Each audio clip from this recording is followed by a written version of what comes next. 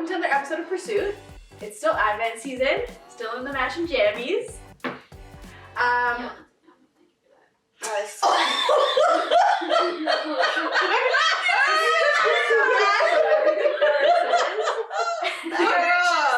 I'm not taking off my blanket for that. You can have this mic. How's she gonna hold it? Here's my tape. She's gonna hold it. She's gonna hold it like this. Here's a little. Hang it on her shoulder, just loop. Anyways, I committed to the bit a little too much. I really did. We're gonna cut that out. Anyway, so because we're all a family here, you know. Families can be dysfunctional. You're right. We're gonna play Family Feud. Woo! Woo!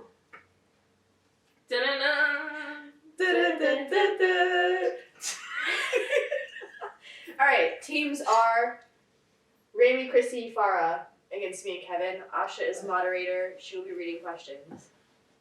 Do we have a team name? Oh. Frozen. Oh, Okay. Literally. Do you want to discuss with your team first, ma'am? Do we have a team I name? concur. I'll go with whatever you got. Frozen. Hoping you had something. I don't know. We are frozen. They are frozen, so you can't have that name. Oh, goodness. The mean ones. Mr. Grinch. You guys can be the Grinches. Grinches. First of all, never call me the Grinch. She's the wrong one. You see what I mean? It was only until the end of the movie that his heart grew. Does that mean that you don't have a heart yet? No. If I were to take in the characteristic of the Grinch, which is why I'm saying don't call me the Grinch. But the way you said it was like really Grinchy though, so it didn't Because work. that offends I wouldn't know, but yeah. Kevin has not Oh, seen yeah. any of the movies. The Grinch. He hasn't fully seen Elf. The only real Christmas movies I've seen, I I swear, think, if are you Home say- Alone. Oh, okay. I have seen the one you're thinking of, but I don't consider it a Christmas movie. Oh, okay. But yeah, Home Alone. What's her name? You know, all that distraction just now, you could have come up with something. I was defending my honor. From me, At but... this point, I'm about to name y'all Elsa. I mean, Olaf. Frozen. Alright, I'll be Olaf. We'll be Olaf. I'm cool with Olaf. Love him. cool. So we got the Frozen and then the Olafs over here. Like Count Olaf? Oh, like Olaf from Frozen. Anyways, I need one person from each team. We're gonna start the first question. First person to buzz in plays first. If you get the first answer. I don't trust you. Alrighty. Ayo, hands where I can see them. Alrighty. Because you guys had them over here. Hands on your knees. Hands on your And knees. yeah. Okay. Why Cha-cha, real smooth. Oh. Okay. I'm like, Sorry. why was that like a core memory? Right. To the right now, Alrighty. yeah. What are some parts of Santa's suit? Yo! Let her read the question first. She did. Jeez. What are some parts of Santa's suit? What are you talking about? Remy has to answer this. No, that doesn't make sense. Repeat the question. What are Sis. parts of You are not answering at this moment. I know. You know why I can't believe you. Whatever. But I'm just like, Can I switch No. teams? If Remy, 5. Mean. Belt. Why? I thought you said belt. Okay, the hat. it's not your You turn. are not answering. You're not answering the phone. I'm not gonna break anymore. I forfeit. Sarah, have you watched Family Feud? Are you sure? Yes. So you know you have to go down the line. I know that. All right. She just No, wants to but be heard, don't we have okay? to find out where her answer ranks Yeah, first? so Yes. I said it's on there, but Kevin has a chance to steal because it's not the first answer. Okay. So, So I'm gonna go with the hat. which is the first? Good answer. Good So- answer. Olaf will play first. Okay, Ariel, this is you now. What are some parts of Santa's suit? His jacket. And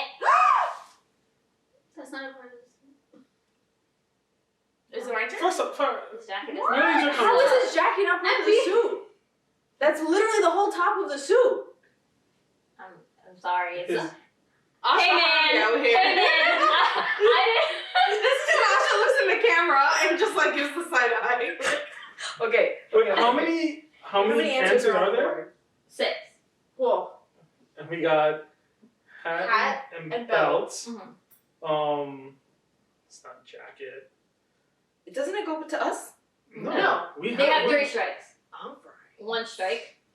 All right. While we get our answers, can y'all like YouTube some episodes of Family Family Feud? Feud? For- Not Christmas ones though. I'm gonna Alright, go. I'm done talking. I'm gonna go with boots. I was gonna go with boots. Boots is on there. Okay. Oh my All right, goodness. we need just 3 more. My first one wasn't on there. What? I'm about to say pants, and pants are gonna be on That's what I wanted to say. Would But you like me to repeat the question? parts of his suit. Yes. Santa's suit. All right, we have hat, we have belt, we have boots. That's what I was thinking. Gloves?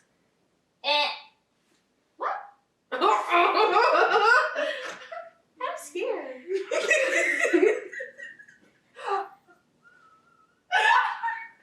I don't know if this counts. I like how what they're I'm all thinking. skinning their teeth over there when I come over here. You better have an answer. Because I don't know who made your answer key, Yeah. but like. Ma'am, I'll give you a negative. Okay. all right. So anytime we record, we need to get for spicy noodles, Absolutely. right? Because this is great. All right. Hat, belt, boots. There's No a time gloves. limit. There's Come no on, gloves. people. Time's up. Wait. Repeat the question. What are some parts of Santa's suit? 5, 4, What else is there? 3. His beard. That is on there. What the heck? That's That was our answer.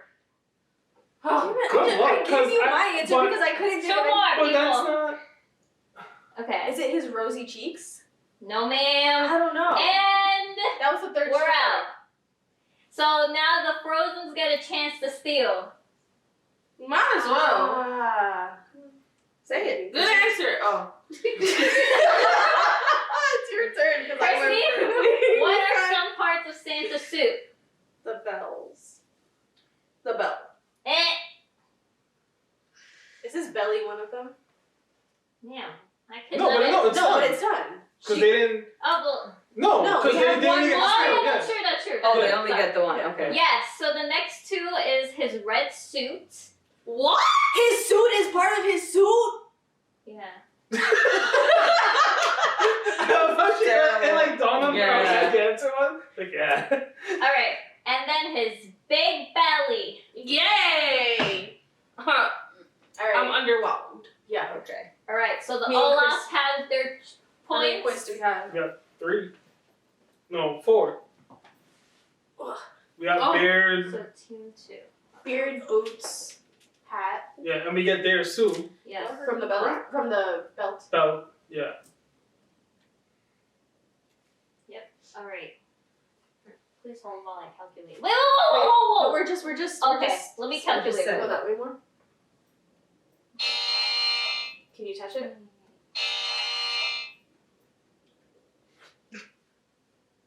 Can you pick a better question? Ma'am. You want to Do do not that points for her antagonize for the that? host. Man, you already have 0. Keep talking. His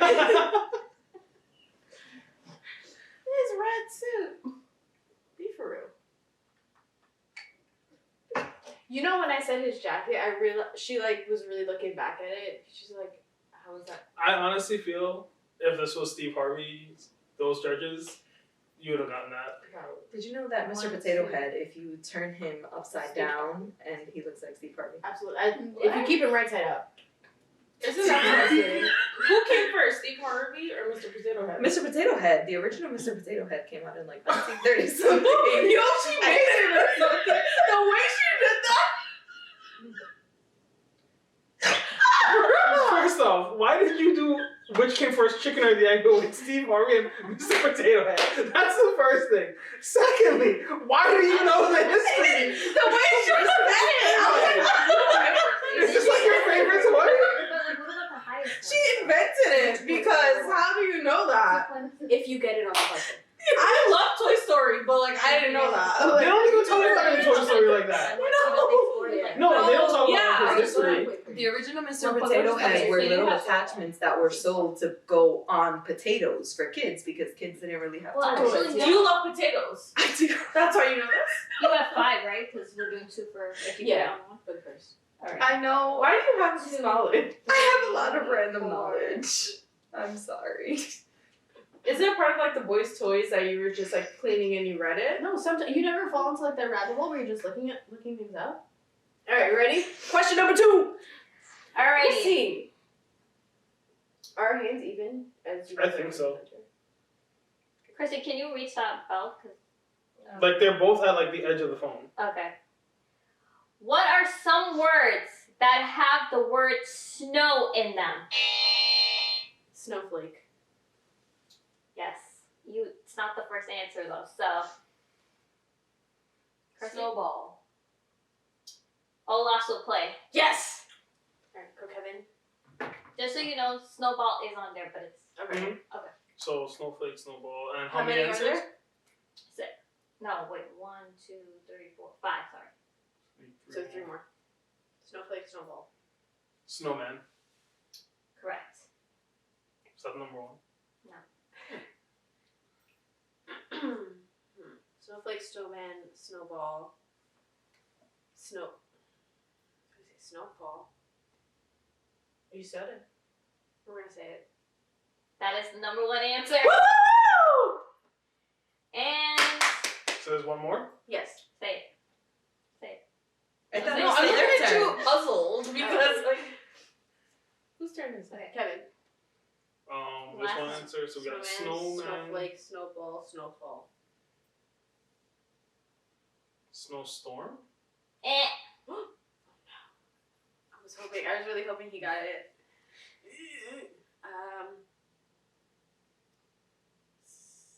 I can't even ask what part of the word snow is. Like, is it in the beginning? Or Yeah, the end? exactly. I can't.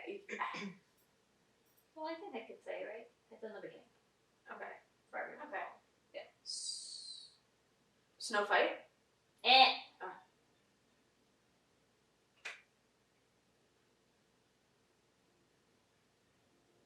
Snowboard. That was 3. Yeah. Now the Frozens have a chance to steal. Who's this? Farah. Farah. I don't Wait, think wait, it really wait. matters who for the steal. It's a consensus. No, answer. it still goes in. Oh, Yeah. no, it's consensus answer. Well, she has to answer for the team. Snow White. No. Eh. Those are 2 words. So what's the answer?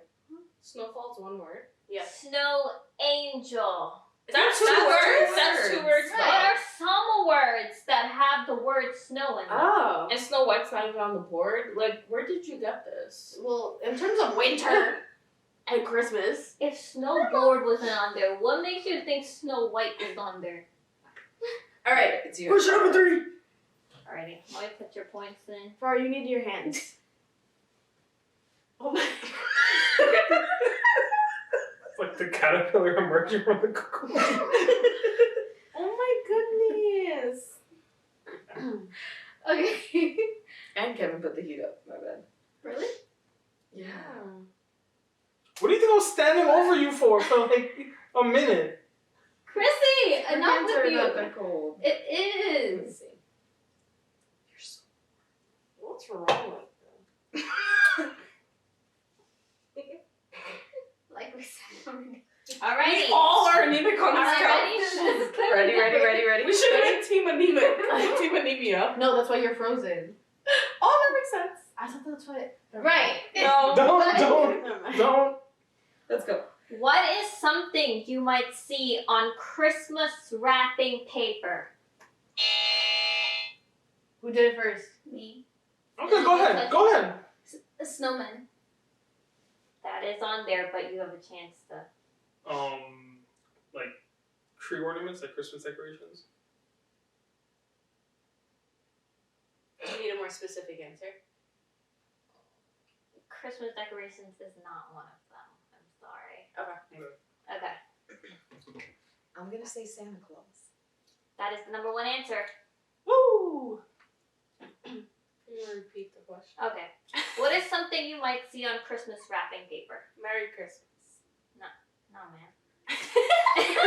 Literally, Merry Christmas on it.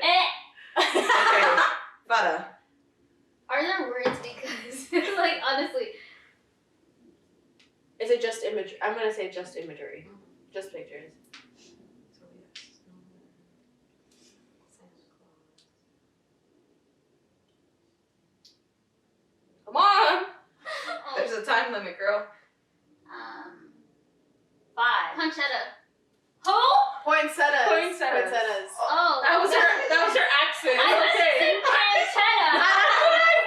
I was like, pancetta is a food. Wait, did you mean the You meant the flowers? red flowers. She meant the red flowers, Poinsettias. poinsettias. Okay, we got one more chance. Might as well try pancetta. Christmas pancetta. Christmas ham. No. Can you remind us what Elves. this?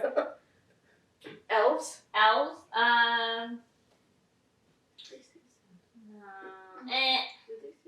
I said Santa. That was our first one. Reindeer. You sound surprised. As if like it was. I literally I've have rabbit seen paper with rabbit paper, reindeer. exactly. I've seen Merry Christmas. and let it snow. That's true. Wow, so that's the answer? The steel didn't steal. Oh yeah. So what are the answers? Okay. So it's Santa Claus, a Christmas tree, candy cane, snowflakes, snowman, and stocking. All right. What are some common colors during the holiday season? Red. That is the first answer. So. Beep, beep, beep. How many are there? 5. Green. That is the second answer. Blue. You've never done like blue and silver for Christmas? Blue and white. Silver. Mhm. Okay. White. Fabra! What? That was. One more. Like you just gave. Gold. And you've got it. I was really hoping you said gold. I was gonna say I kept thinking yellow. I'm like, no, that's not gonna be it. Purple. And pink. What other colors do we have at this point? For real? Orange. No, purple is like Pink Christmas. a Christmas. Yeah, I color. have my pink. It's like Alright. royalty. Are we doing more questions? No, I think that was chaotic enough. Alright. Have fun editing that. I'm gonna leave that whole thing in. And in 20 case, minutes? Yep. in I'll pull case up you didn't know, Team Olaf's won. Oh, thank you for letting. They cheated. Don't hate the player. And it was a handicap match too. A 3-on-2 and Yeah. just so. There's 3 of you and 2 of Handicap. us. Who's handicapped? It's not our fault, our team as a whole. Like this group is lacking one more person. For real. I had to think of my words just now because I was gonna That's why they lost. They couldn't move on.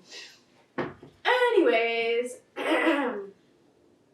so this episode we'll be talking about Jesus as the wonderful counselor. I feel like some people here could have used some counseling in that game. Mhm. Okay. But okay, so before I get into, actually, let me ask this question before. What does it mean to you that Jesus is our wonderful counselor? Well, I think when I think of a counselor, I think of somebody that you can talk to when you're going through a hard time. So to me, it just means that I have someone that I can go to in times of trouble. I agree. Also, with counselor, it's someone that can advise you. So, God is a wonderful person to give advice. Agreed. I would say it's more of a. I really thought he was gonna hold the mic just now. You got it. Anyways. You know what? Fine, that's whatever. I don't need to answer. So I'll sit here, man. Wait, why do I have a I was debating like if I should take it back or mic? not. This is when Maybe he has something good to say. Yeah. Now we will no, never and know. I will see. She will still. You'll still say it. Okay. So going back to the roots of the word, right? So I believe it's Hebrew. I didn't write down what language it was, but I wrote down the roots of the word biblically. That's their homework. Let them Hold figure on. that out. The roots.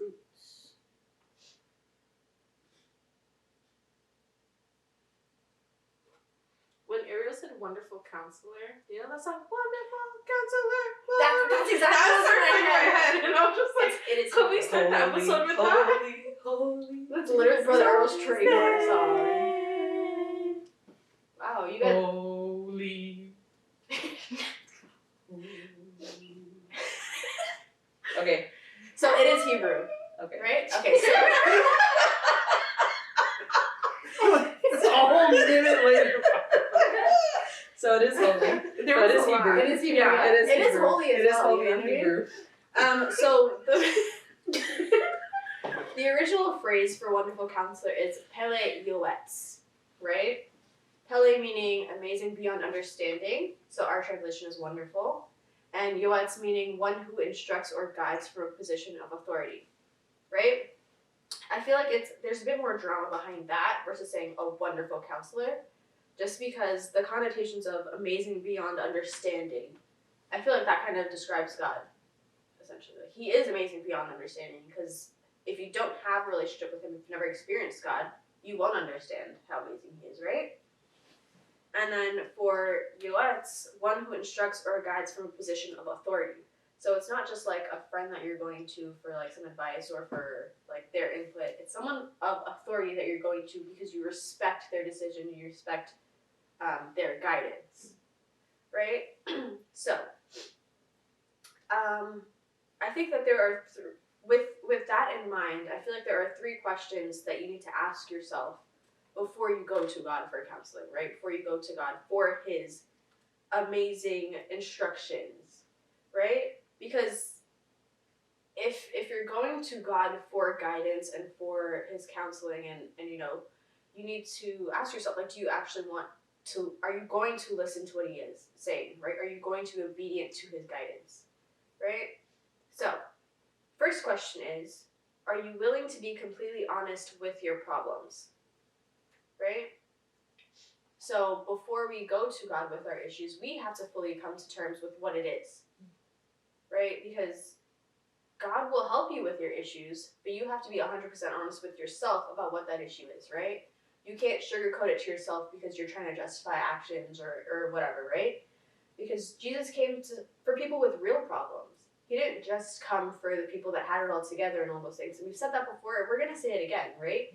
He came for the sick. He came for the people that had issues and people that needed solutions. So we need to acknowledge that we have problems that need solutions so that we can get those solutions. And then once we kind of come to terms with the problems or issues that we have, then we can be vulnerable with God and tell him about them. But if we keep our problems hidden, right, from ourselves, from God, he can't really help us, right?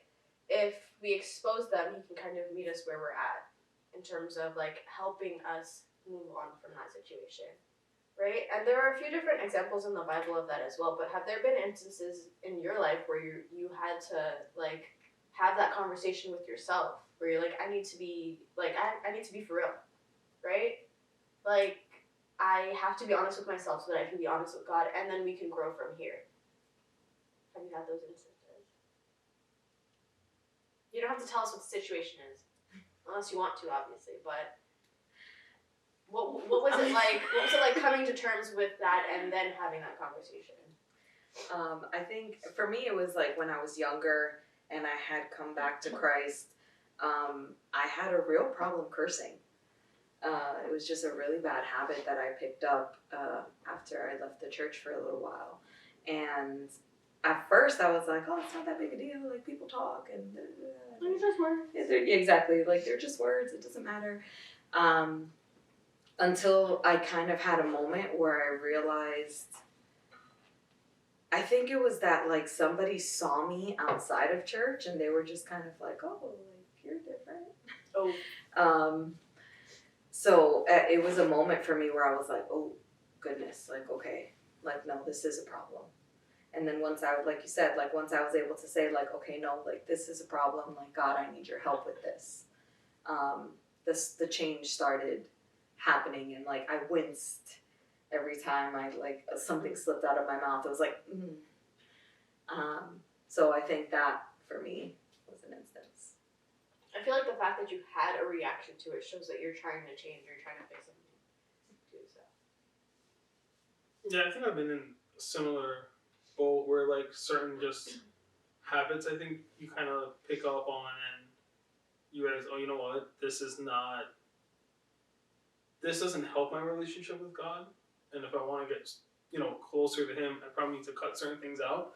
And I think a big thing, going back to that idea, just being honest with Him, was like, you know what, God, I remember one of the prayers I was, you know what, I've allowed this into my life, and it is my fault, but I need your help to get rid of it, right? Like I need your help to break this habit, and whatever it is, I need I know I messed up, I know I allowed this. It's not a question of like, God, why is this happening to me? Why am I doing? It's I know why, but I do need your help to fix it. Like I dug myself into this hole, but I need you to help me get out. Yeah, exactly. Okay. So the second question is, do you want to be healed? Or do you just like the idea of being healed or purified? Because I think there is a difference in the fact, in believing in the idea of it and actually putting in the work to do it, right? Because if I say, yeah, I prayed about it, but am I doing anything else aside from that? Like, right, they say faith without works is dead, right? I'm praying about it, but am I following God's instructions? Am I doing things to change these behaviors, right? So like when you were wincing, like when things slipped out, right? Because you're conscious of it and you're conscious of the fact that you want to change certain things. Because willingness to be what He wants you to be is one of the prerequisites to experience the healing, right? You have to be willing to follow His will. You have to you have to put in the work, right, to get the results that you are looking for. And that's not always the easiest of things to do, right? So, third question. It kind of piggybacks off of that second one of do you want to be healed? And that is, are you ready to do whatever He says? Because if you're going to go to Jesus as a counselor, you have to follow His guidance and instruction, right?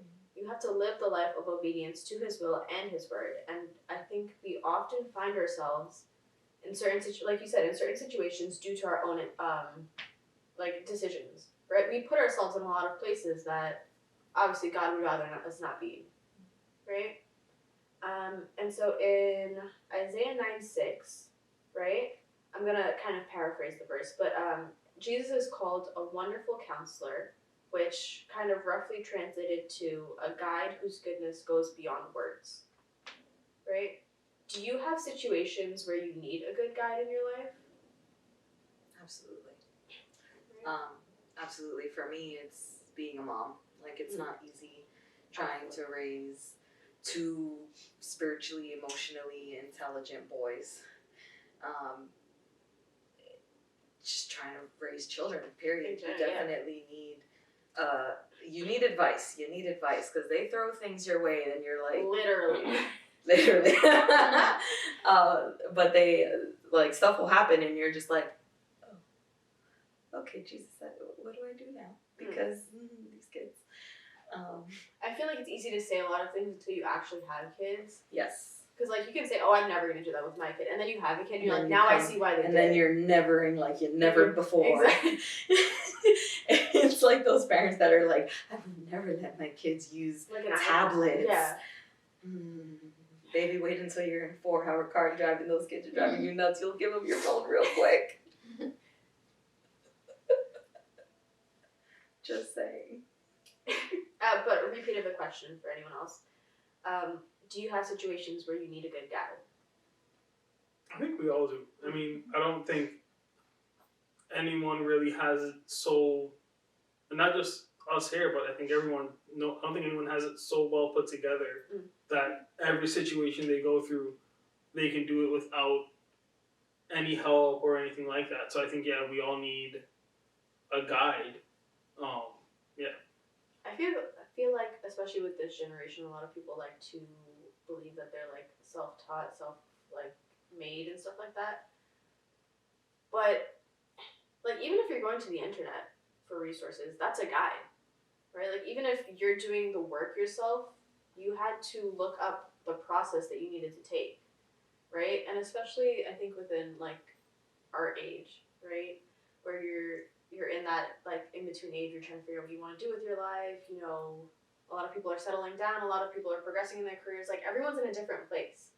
But when you're, like they say, comparison is the thief of joy, right? When you're comparing yourself to other people, you're never going to be satisfied. So I feel like having that guide kind of keeps you on track for what it is that you're supposed to be doing and what you're meant to do.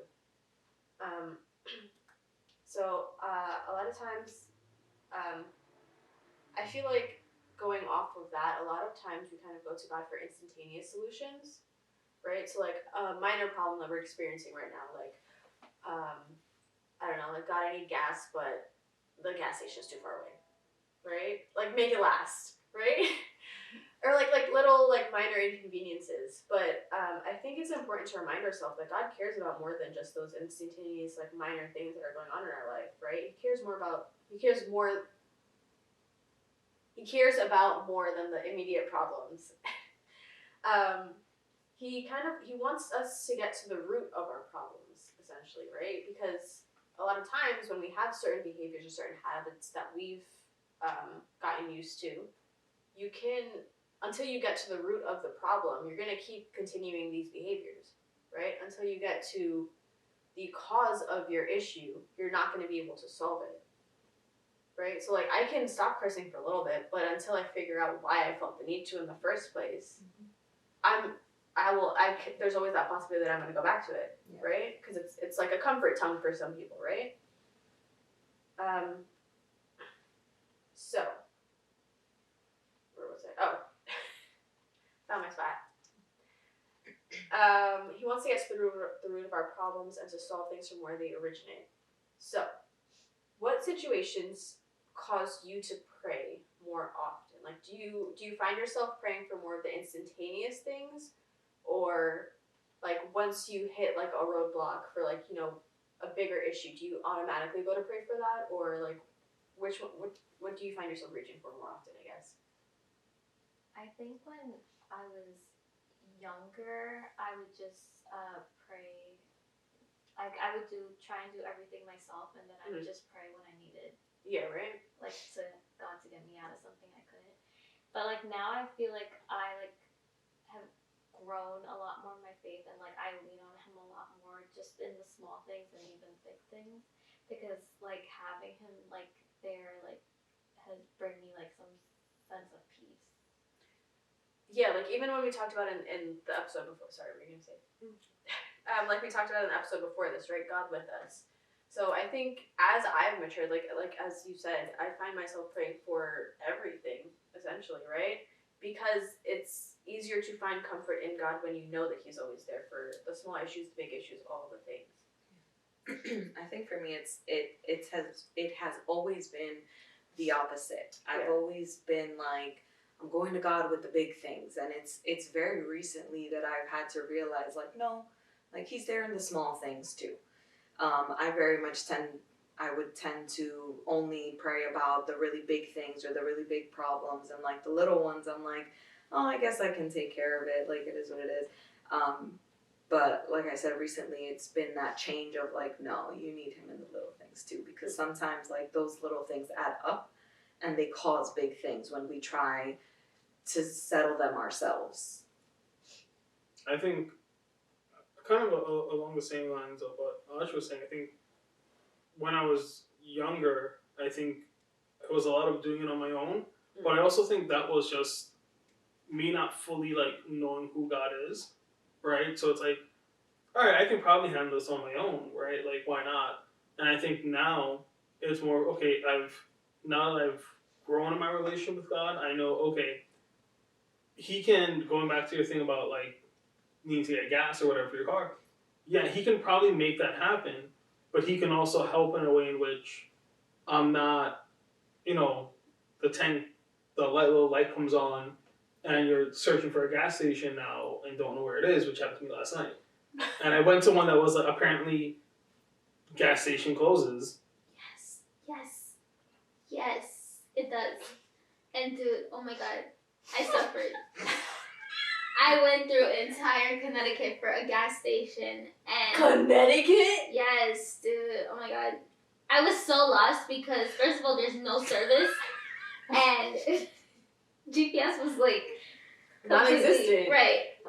So I went to a gas station and sorry to cut you off by the way. No, it's fine. But It's fine. I was at a gas station and then I got there and it was closed and I was like, what in the They cut world? off like the pump? Like they Yeah, they actually cut off the pump. Yes. Did you pray about it in that moment?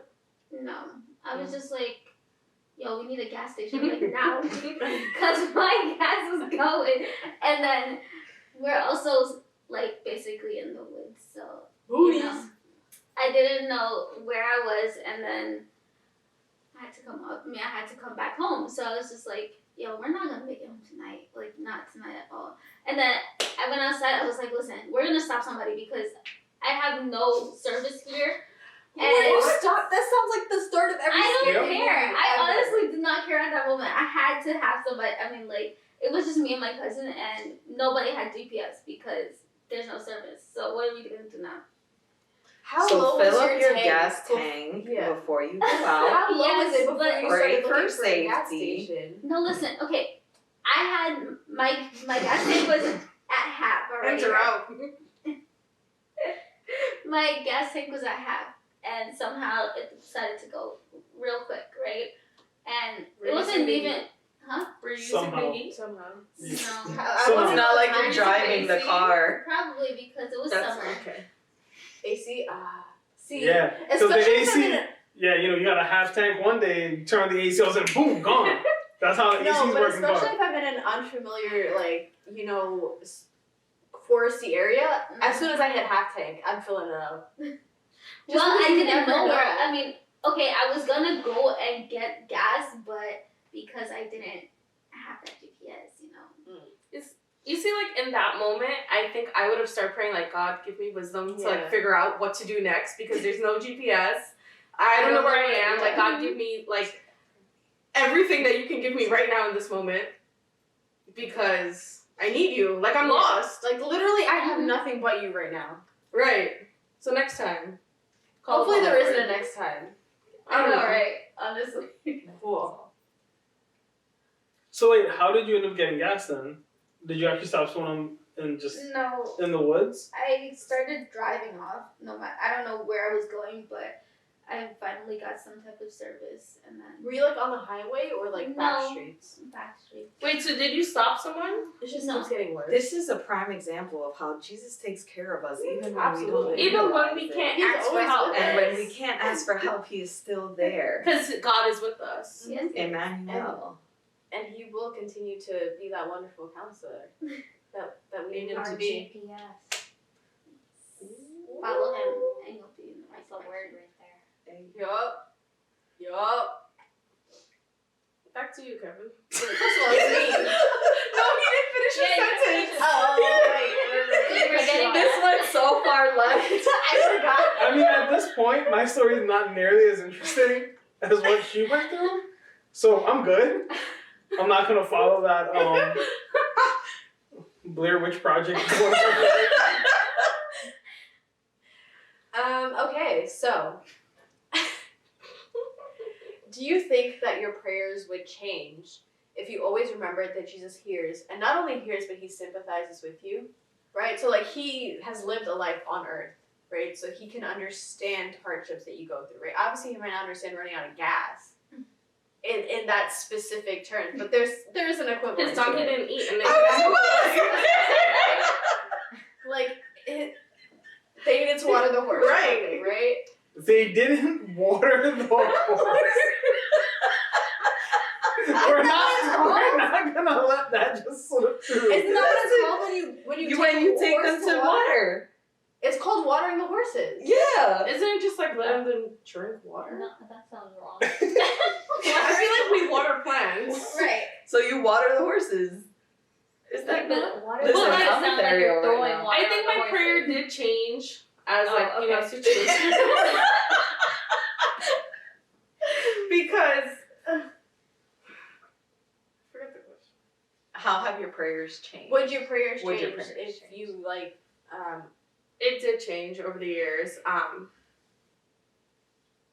Finish the question for me so I can get the thought out. I keep thinking of watering the horse now. It's stuck in my brain. do you think your prayers would change if you always remembered that Jesus hears and sympathizes with you? Yes, because I know sometimes like when we like getting gas, right? God, like help me! I need to find gas, but sometimes it's not that instant answer that He gives us. But knowing that God just can sympathize with me makes me feel better, and it'll make me even in the small things. I'll go to Him. I'll remember to pray and like talk to Him about the small things. I know He can do miracles with big things. That doesn't necessarily mean that God's gonna do a miracle every time I go to Him. Yeah. But that doesn't stop me from talking to Him about the big things and the small things. I think not that it doesn't mean that He's not going to do a miracle, but it might not be on your timeline in the way you expect it. Right. But you will see God moving in the situation. Yeah.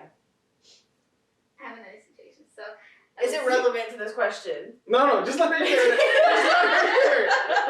Let her share it. Please, go Okay. ahead. It's quick. Okay, so I was going home and I had my GPS, but I didn't have a charger because my other car didn't have like that charger for it. yeah. So I didn't have enough battery and it was going down quick because I'm playing music and I'm listening to GPS, right? So then I was like, Lord, please hold my phone until I get home, right? And I'm all the way in Brooklyn and I was just Why are you always so far from home? I don't know. Spider-Man. So it was going down real quick, and I got home, and it was at 1%. I was like, Oh. "Thank you, God!" Like, woo! Won't He do it? So, question. Hold on. Wait. Why didn't you just Listen, turn I off the didn't know music and conserve battery? Because she knew God was going to get her through. She had to praise through the storm, Kevin. She had faith. First of all, I do not do any type of driving without music. You don't have a radio in your car? Yeah, but ew. But girl, I listen to my music. I don't listen. you to could have music. sang a This song is- at that point. So you see, when we put ourselves in situations, God will get us out of it. Yes. If Right. we put our trust and faith and belief, I saw that. See, it is called watering the I can't horses. wait from here. Can you drop it in the chat? Yeah. Yeah, I will. Yeah, so when we put ourselves in these situations, right? She could have turned her music off, right? She could have put on low battery mode, whatever the situation was, I think I did. Put on a little better mode. Okay. right? But if we put our faith and our trust in God and we ask Him to help us, He will get us through our situations, right? So, a lot of times it may seem that we have problems that are too big to be fixed, but is that ever the case? Never. No. Right?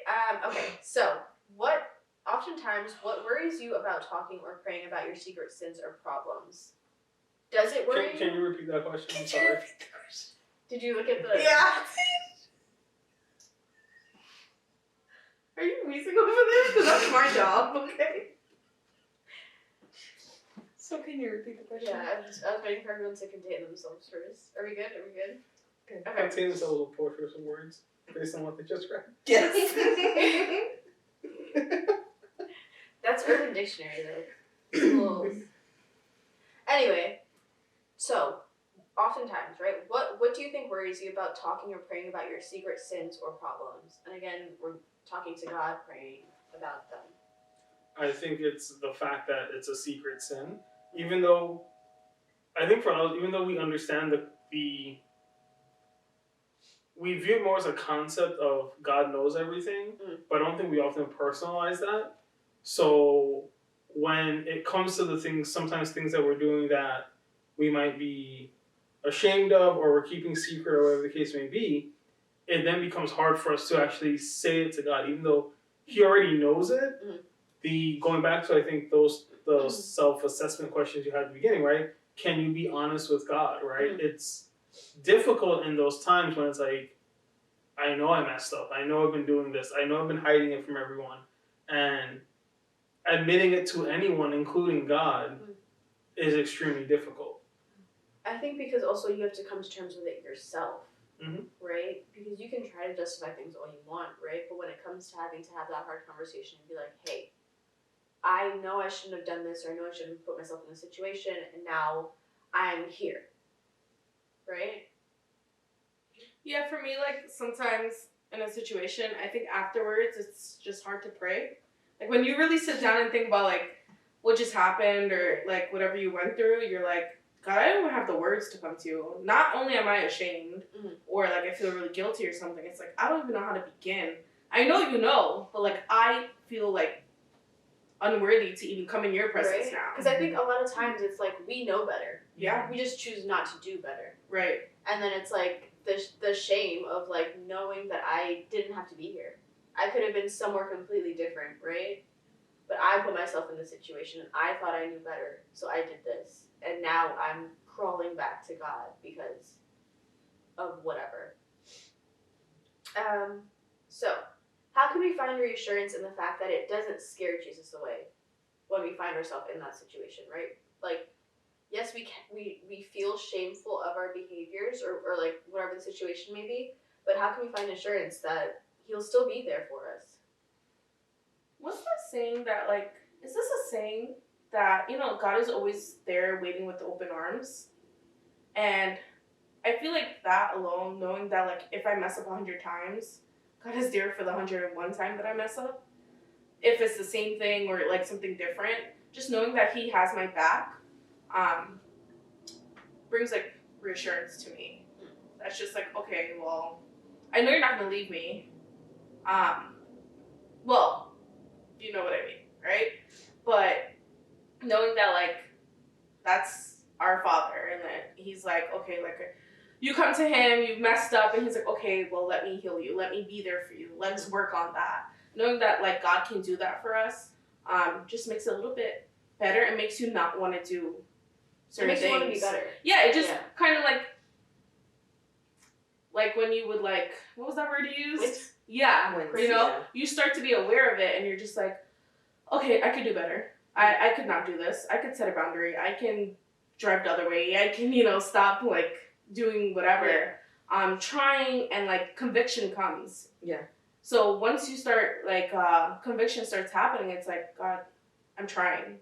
And He honors you when you're trying. Yeah, I think it kind of boils down to your intentions, right? Because if I'm willfully going to repeat this behavior and repeat these habits and whatever, then that's different from me coming to God, knowing that I shouldn't be doing this and knowing that I should be, like, that I'm trying to do better, right? Because if I'm trying to do better and I stumble, is different from me just willfully throwing myself down. Right? And I think it's, like Chrissy said, like, when you realize, the more you grow in your relationship with Christ, the more that you look at God as a father and not just some Like a figure. Yeah, exactly. When that relationship gets personalized, even when you do something wrong, it gets a little bit easier because He is our Father and He loves us. And I think that once we remember that, it becomes not, I don't want to say easier, but it becomes a little bit more like of a relief to be like, God, this is what's happening and I'm really, really overwhelmed by it. Like, please help me. So, do we think that there are any parts of our lives that are off limits to change? And if so, would you be opening to releasing those parts to God's will? I think there are times in which we feel like that. I think there are times, again, going back to that, like, secret sin question, you know, I think there are some things we think, again, even though we know God can do anything, we often think we know it more in concept than in relation. So when it comes down to it, we often go, well, I've messed up so many times, can God really change this? I've done this so many times, can God change it? I think going back to the example you gave, I think there are some people like, oh, well, I went to God and I'm still cursing, so maybe he can't do it, and things like that. And yeah, so I think there are some times in which we do kind of wonder if God can.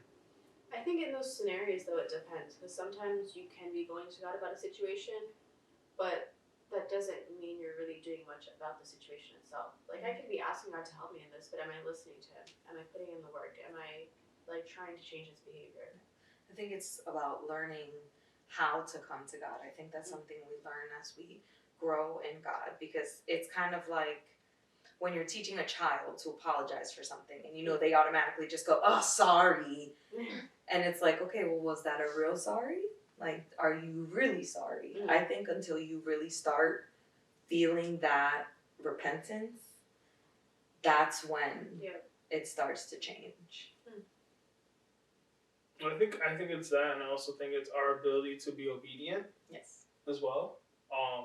Because I think there's a lot of times when we do genuinely feel sorry for what we've done and we want to change. But I think for some situations, the level of obedience needed to not end up back in sin, we sometimes don't have it. And I think for a lot of us, that's where we end up in those situations where it's like, you can kind of create the situation which you don't want to go to God because you've gone to him so many times already about this. And now to go to him again, it's almost like, God, I know this is like the 1,000th time I've come to you about this, but, can you help me? And I agree with what you're saying that, sometimes it's on us because we're going to God, but then we're not doing anything. We're not like acting on his word, we're not being obedient. But I think for a lot of us, we're expecting that God's just going to snap his fingers, change the situation. So when nothing happens, we start to blame God when, God has already given us his word. He's done a lot of things in which if we were to pay attention, we may have already gotten the answer. But because we're not, we kind of end up in the same cycle of sin or whatever it may be. Okay, last question. So, now that we've kind of dove into the concept of Jesus being our wonderful counselor, in what ways do you think your relationship with him might grow? Do you think, if you hadn't thought of him as a wonderful counselor previously, right? How do you think that can help to strengthen that relationship that you have with him? Well, I think there's the obvious of once you are able to start relating to him as a wonderful counselor, right? Obviously, that changes the way you approach issues and questions in your prayer because now, you said not just going to him for the big things, but the small things. And when you're going to him as a counselor, for someone who gives advice, but understanding that he's not just someone who it's not just a friend giving advice, but it's the ultimate authority of all things, saying, hey, don't do this, do this, right? I think that when we begin to understand that, going back to like the Hebrew meaning you were using, right? I think that should kind of fundamentally change the way in which we approach God and the way we relate to him, because now we understand, okay, when he's advising me to do something, it's not like I'm going to a friend who's in a similar situation but not quite and doesn't know everything. Maybe I left certain things out of the story, blah, blah, blah. No, God knows everything and is saying, hey, this is the best thing to do right now. Yeah. I agree.